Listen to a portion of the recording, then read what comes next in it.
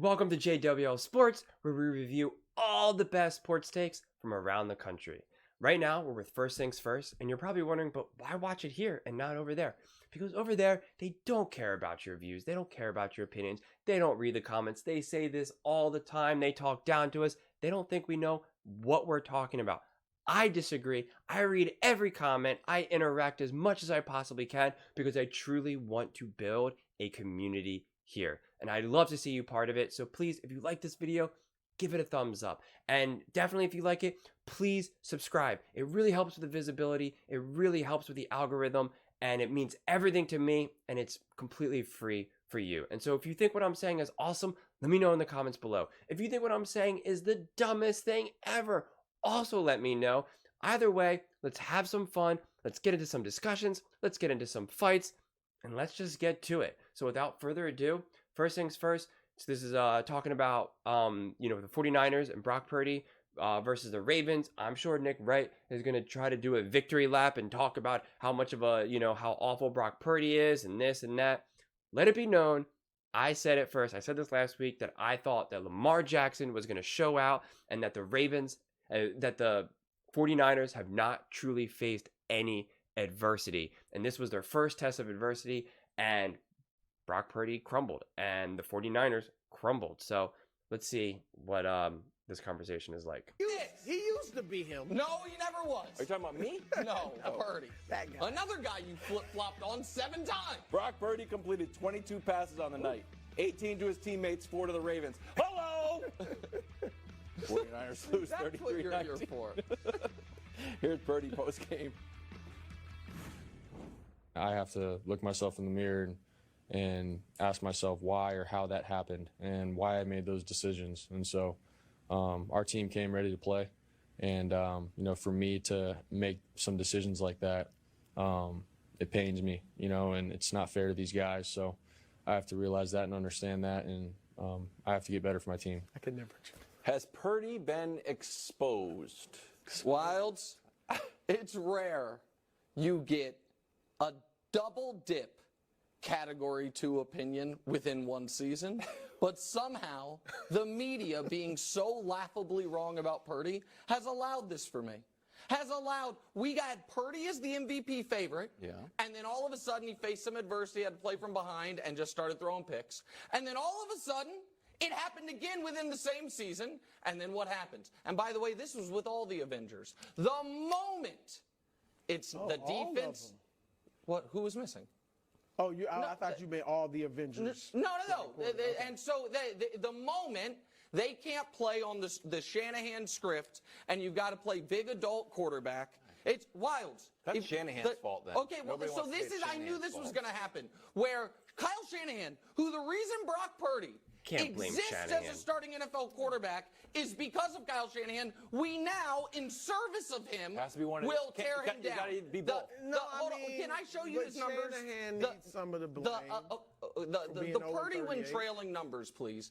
Purdy, and guys, it's undeniable. And if you're like Wilds and you believe the Niners are going to. So as you guys know, I don't try to live and die by the numbers.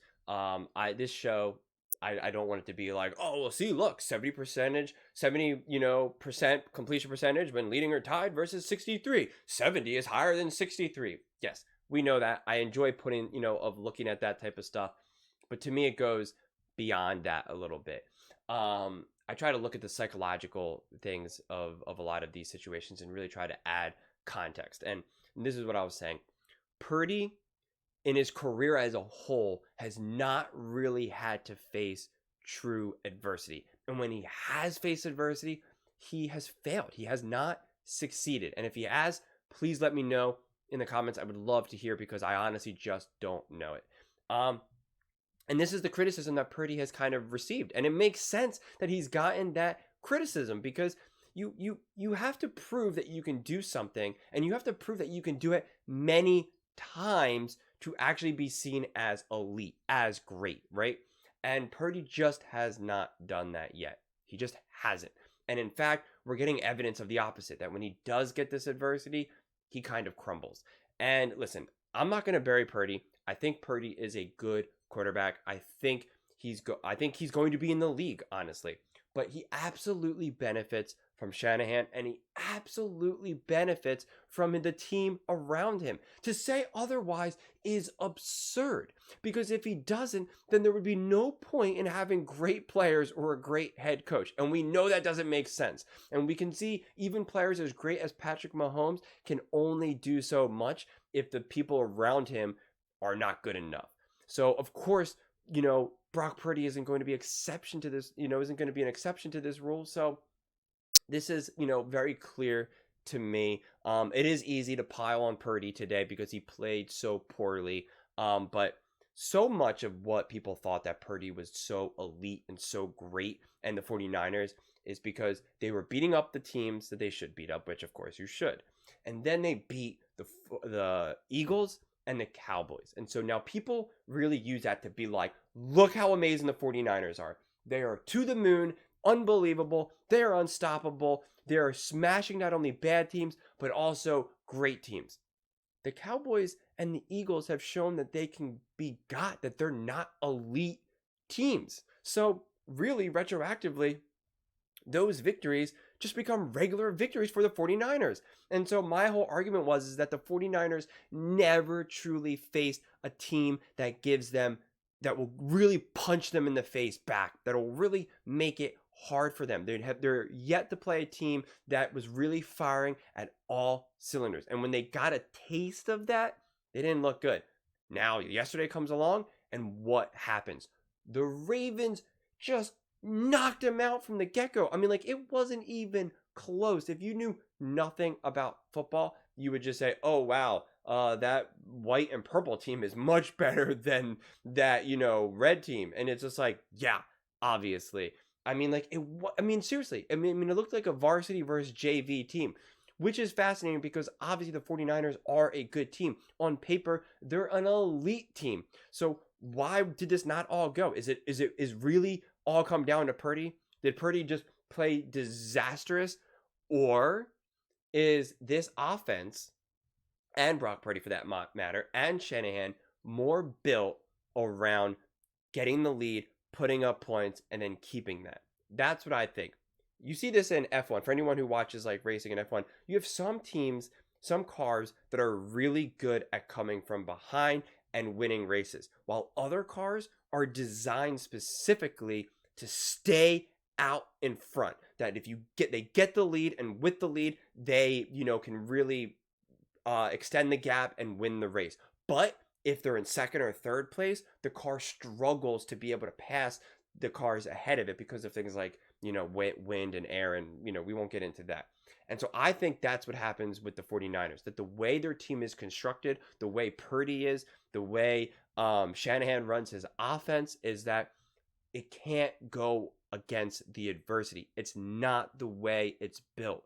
And, you force Purdy into difficult situations, difficult throws. It's hard. What makes Christian McCaffrey so special is his ability to escape and run. And when you're down, you can't rely on that as much. But when you're up, you can. You can kind of feed Christian McCaffrey the ball. And the other thing is that the Ravens are clearly such a more physical team. But then, and that's what makes Lamar so special, because Lamar can be a really physical runner and a physical offensive player, but he also can be so finesse. I mean, it looked like he was just kind of messing around yesterday. I mean, he really did.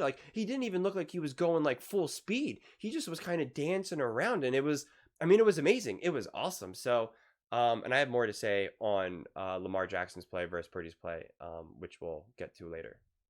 Goes to the Super Bowl, as he said last week, then I assume you just believe they'll never trail in a playoff game. But Drew, I think deep down you see it. I saw it. I'll tell you what I did see. Can we show Mike he's not having the strong arm. Yeah.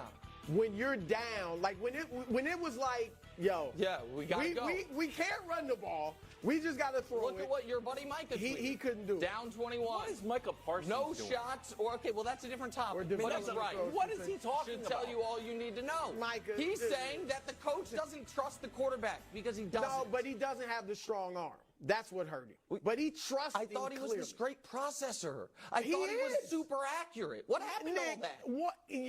What happened to all that? we just saw the greatest quarterback you and I and most people have ever seen. Yeah. Okay, slow All down right. with that. Yeah. And let's take a breath there. he had a horrendous game. Yeah. It happens. This dude has I agree. That's started why you can't his just bury first someone based 19 off of starts. one I'm sorry, game. Nick, you don't do this if you can't play. These are his first 19. That's not 7. Yeah. It's not 4. It's not even 9 starts. And that is, and again, he benefits from Shanahan. He benefits from his team and his offense, and also he benefits from it just being a short sample size, relatively speaking, because it's obviously not going to continue like that forever. But that's why you can't do that as a scrub. There are too many games for it just to be luck. There are too many games for it just to be, well, this team is so stacked in this or that. That's why I think Brock Purdy is a good quarterback. I just don't know if he's elite. Again, if you put Brock Purdy on the Jaguars or the Bills or the Eagles or the Cowboys, like, he's not going to have those stats. He's just not. And he's not going to have that level of success. Maybe the Eagles last season, definitely not this season. And so I think that's why, like, again, when you watch that game yesterday, one of the biggest takeaways is that Lamar is undeniably special. Undeniably special. And, you know, one of one, an absolute freak. I mean, like, he is one of one, but he also misses some pretty crazy. He also makes some pretty bad throws too, which everyone does. But he's made a couple throws where you're just like, ooh, whoa, what the heck is that? You can see why some people say, oh, see, he can't throw, you know, because you're just like, what the heck was that?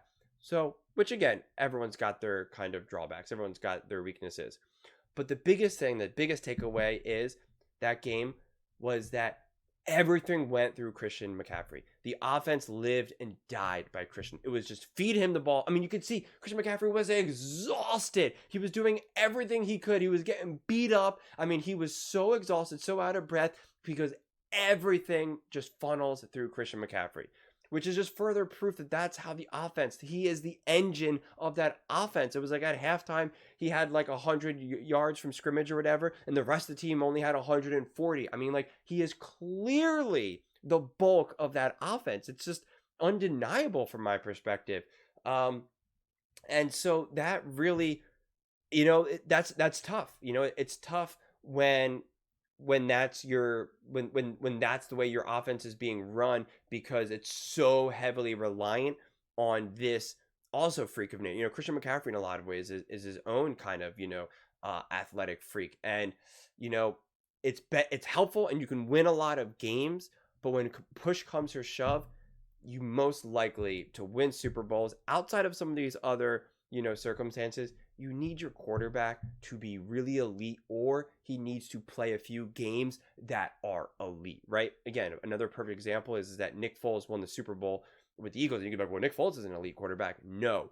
But in the NFC Championship game and the Super Bowl, he played elite, right? He played like a Hall of Famer next level. And it wasn't because of he just had amazing weapons. It was he rose to the occasion. I do believe Purdy has the ability to rise to the occasion. I really do. But you can't rely on that, right? Again, you can't rely on Nick Foles being your superhero. You can rely on Patrick Mahomes to be your superhero. Josh Allen, Lamar Jackson, Joe Burrow, maybe Jalen Hurts. It's kind of up in the air for him. But you can't rely on Dak Prescott to be your superhero. You can't rely on right now Trevor Lawrence to be your superhero. You can't rely on, you know, there's only so many players that you can rely on to be your superhero. And right now, Brock Purdy has not been proven that you can rely on him to be your superhero, because honestly, he may just drop you from a 20-story building. That's 19 starts, Nick. So you and don't the think he was completion exposed? percentage, not exposed. Exposed is far too strong a word. He was horrible. People are He quick had to bury it. a terrible game. And it's not fair. But who doesn't every blue moon? That's my point. And here's the thing. How did he answer? Nick, just 7 weeks ago, you were singing the same song about Brock And the Purdy. moment he faced had adversity. 3 bad games, and here's how he answered. Yeah. Here's what he did after those 3 bad games. It's probably great He had a stats. 6-game streak. 5 of the victories. Look at his 6-game streak. Best passer rating over a 6-game span. That's in why the it's difficult to history take random of chunks of NFL games. Football. Okay? Yeah. You can't the do best that. ever. Hold on. You got to look 5 at of those 6 everything, wins, the Nick, law of were averages. against teams that are currently in the playoffs. Nobody now, doubts if he he had can not do that. played against, if he had not played well against other good teams, or if he, I would give it to you. Like if he was just beating up on a bunch of tomato cans, more on that later. But if he was just doing that, now he faces a good defense and can do nothing, I'd be with you. But I mean, I think he's earned a little bit of the. You don't think he's earned a little benefit of the doubt? I think that if the Niners have to play anything other than the exact script Kyle Shanahan wrote out, the quarterback will melt. Well, then why doesn't Kyle Shanahan come up with a new script? Because if he's 0, what was he 0? That's we tough can because you show have to you do the with what you're Shanahan given. numbers quickly Come up here. with I don't know how that can be on Brock Purdy. So this is because here's why. Because when Shanahan, See, the common thread. That's more further proof of what I'm saying about, the 49ers and Brock Purdy, but just in general of how this offense is constructed. This was similar, my example of with, racing and stuff, how some teams are built, some cars are built to be able to just take the lead and keep the lead while other teams, are not. And so that's what this is kind of showing, is that the way this offense is constructed and the way they play is that when they get the lead, they can keep the lead. And not only can they keep the lead, but they can now, grow it and expand it. It's not, that he clearly 0-38. That's legit now. I mean, that's there's no mistake in that. This isn't a small little sample size. Down 8 in the fourth quarter, 0-38. That's wild. I mean, honestly, that's really wild. I mean, I wouldn't throw everything away. I wouldn't just say, well, clearly it doesn't work. But it's proving that you have to really win in a very specific way. And the moment that you get slightly diverted, it can really crumble, clearly. So I don't know what the 49ers do in the playoffs with Brock Purdy and, how this is going to look. Because the truth is if the Cowboys can kind of get themselves together and the Eagles can get themselves together, or the Rams even, I mean, like there's all these other teams. Detroit, I think, if you were a betting person, the correct bet would still be the 49ers to come out of the NFC. I mean, if you said, and again, I've said this now plenty of times, I'm an Eagles fan. But if you said you have to pick right now, who do you think is going to make it out of the, who's going to make it to the Super Bowl? I would say the 49ers, because they do have the weapons. And I don't believe that. I think a lot of people saw Brock Purdy play yesterday and they were going, see, that's actually who he is. And that's not fair. That's just not fair. That's not a fair assessment. He is that player, but he's still also the other player that we have seen. So Brock Purdy is clearly capable of winning games, making playoff runs, because he's actually proven that in the past. Can he face adversity? He hasn't really proven that. But have the Eagles and the Cowboys proven that they could bring the adversity to the 49ers? They haven't yet. Will that change in the playoffs? Who knows? But the other thing that I'll say, my last point that I want to kind of bring up is Sam Darnold played good. I know he had an interception at the very end of the game, but that was at the end. They're just throwing prayers out there. But he had a great drive. And again, it kind of just proved that system, a quarterback can really succeed in it. Like, I mean, Shanahan definitely is a quarterback whisperer. He definitely sets his quarterbacks up to succeed. And the way that team is constructed with all the weapons that they have can really make you succeed. I mean, again, that also cannot be denied. And so that's why someone like a Purdy is so boosted up, because you're just like, look what Shanahan and this offense can do with a pretty good quarterback. They can make a good quarterback seem to be amazing. But you can only kind of hide someone's weaknesses for so long. And the truth is, in the playoffs, your weaknesses always come back to haunt you. Always, always, always. Very rare will you be able to get away with that. You can sweep some of these things under the rug. You can kind of hide some of these things during the regular season, not in the playoffs. It's hard to imagine that the 49ers are not going to face adversity in the playoffs, whether it's, in the NFC or in the Super Bowl. You have to imagine that at least one of the teams they face is going to be able to take the lead at least at one point in the game. And the question is, will the 49ers and Brock Purdy and Kyle Shanahan, for that matter, be able to actually endure that adversity and overcome it. They haven't proven it in the past, so who's to say that they can do it in the future? So, but I would love to hear your thoughts on all of this. Do you think Brock Purdy was exposed? Do you think the 49ers were exposed? Do you think this was just a fact that the Ravens were just a better team and the 49ers just got beat by a better team? I would love to hear your thoughts. Let me know in the comments below and I will check them out. And please, if you like this video, give it a thumbs up. Again, it really helps with visibility and the algorithm. And definitely please subscribe. We are building a community here. It's awesome. I'm so excited and I would love to see you part of it. It means everything to me and it's completely free to you. So thanks so much and see you next time.